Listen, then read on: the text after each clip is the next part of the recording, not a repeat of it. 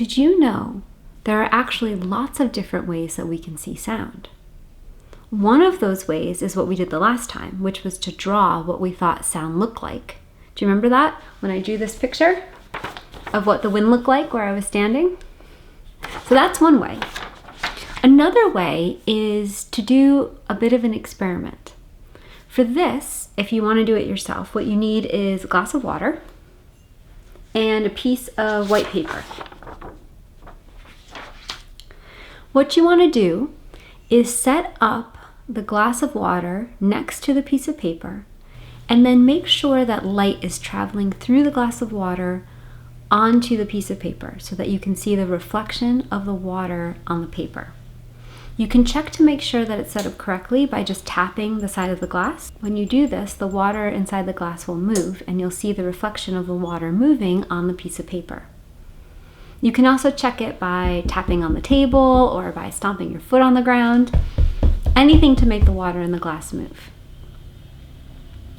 Now, I'm sure you know that if you tap a glass, that the water inside will move, right?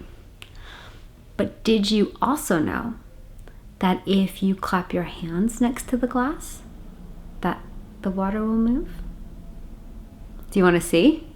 Okay, watch right here, and I'm going to clap my hands next to the glass of water. Ready?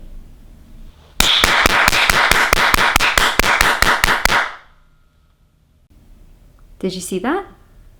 Did you see the little ripples on the piece of paper? Okay, I'm going to do it again.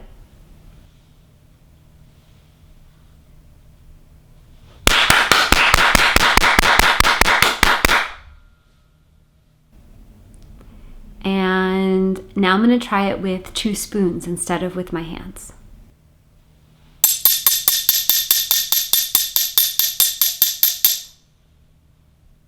So what's going on? Because I'm not touching the glass, right? And I'm not touching the table and I'm not stomping my feet on the floor. So how come the water in the glass is moving? It seems like somehow the sound is traveling from my hand through the air into the glass of water. How's it doing that? Oh, I think I know. I think there's a clue on the piece of paper. So watch again where the reflection is, and I'm going to tap the glass to make it really clear. What do you see?